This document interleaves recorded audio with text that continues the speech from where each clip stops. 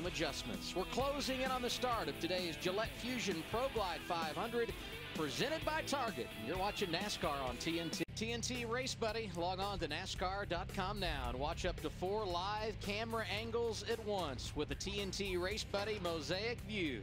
TNT Race Buddy on NASCAR.com. 90 minutes since the scheduled green flag here at Pocono. Rains moved through right at green flag time, but we have dried out this racetrack. A couple of repairs being made, and then we will get underway. 500 miles at Pocono. I think we're getting close. Lindsay, Larry? Thanks, Adam. Yeah, a little repair that they're working on right now on the track, and I think we can show you some of that and what's going on. Larry, maybe you can lend your expertise to what they're trying to fix up over there. Well, the good news is there is a little bit of a pothole, but it's not like in the middle of the groove in 33 degrees of banking like in the Daytona 500. This is actually in the area where they come off a pit road to get back on the front straightaway. They will never be racing down there, but I do believe that all the tracks and NASCAR learned from the experience that we had in the Daytona 500, and they are much more equipped to fix a problem like that. They're putting an epoxy there, and epoxy is a substance that dries very quickly and hardens very quickly. But the good news is that it's not anywhere close to the racing groove. It's well outside the groove down the front straightaway. So bottom line, do not hit the panic button. No. This will get taken care of very quickly. Want to switch topics right now. Double file restart shootout style. This is the year anniversary for that. What is your take on how that's gone so far? Yeah, it is hard to believe that 1 year ago when we came here that was the first race that we went to the double file restarts, just like we had been doing in the All-Star race for a number of years. And of course there were other things that go along with it. The wave around. I love the wave around because no longer as broadcasters do we have to explain why the leader of the race is back there about 10 cars behind the car that actually is at the very front. So I love everything. But Lindsay, you know, when I think about what NASCAR has done, to me, they have hit home runs with every change they have made in this 1 year since we were here a year ago at Pocono. When you think about, you know, before the Daytona 500, after what we experienced in the Budweiser shootout, they said, you know what? We want the fans to see a green flag finish, and they moved to 3 attempts to the green-white checkered. And then I think the greatest thing, because I've said all along, our sport was built upon emotion.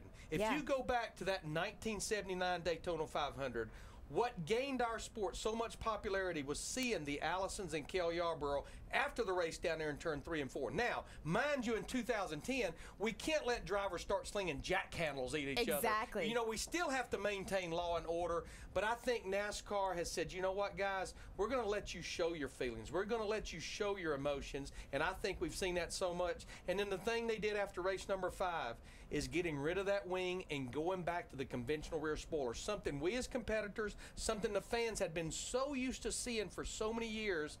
You know, NASCAR, they have this fan council, and they are listening to that fan council, and so many of these things that we just talked about, that's where a lot of those things were stimulated from. It will be interesting to see what the next change could be, and I know that drivers and crew chiefs would like to know that as well. Speaking of crew chiefs, we have caught up with the 29 crew chief, Gil Martin, who obviously has operated Kevin Harvick to a first-place finish in the point standings right now.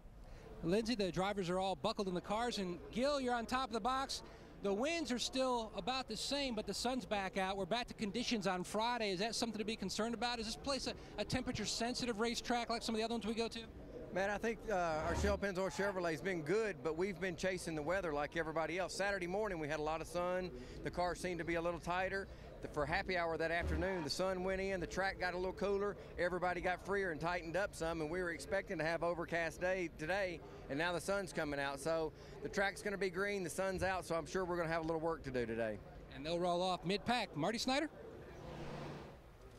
All right, let's talk to Steve Letarte and get his take on the track changes. And boy, the wind is blowing now. It's a lot like it was in first practice, so I'm assuming that's good for you, right? Yeah, we hope so. You know, DuPont Chevrolet is really good in the first practice. The second practice, we tried some stuff that didn't seem to work. But you never know. This race is so long. The track changes so much that just kind of got to be in position to see if you get there at the end. Now, you have a bird's eye view of this hole we're trying to fix at the end of pit road. And kind of necessary, but we could avoid it, right? Well, I think you could avoid it, but definitely if you left pit road too wide under green, it gets pretty narrow right there trying to blend back on the racetrack. So I think NASCAR has a plan. It won't take 15 or 20 minutes to fix it.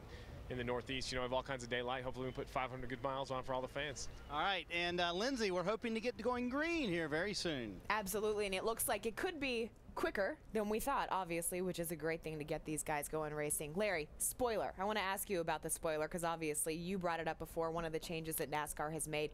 We've seen teams that appear to have had success since then. We've also had teams like the 48 that you could maybe make a correlation. Yeah, I mean, I don't know if it's coincidental or not, but I know that's one reason that we did not go to the rear spoiler until the 6th race of the year. NASCAR worked very, very hard with the teams, with the manufacturers, spent a lot of time in the wind tunnel themselves, testing to make sure that they didn't really change the balance of the car, the way the car drives front and rear, from going from the wing to the rear spoiler. I personally, and I think I was in sync with a lot of the other teams. You even heard Joe Gibbs say it in the piece that you did with him in the countdown to the green, that we really didn't think that we were going to see a difference. It would not be a game changer.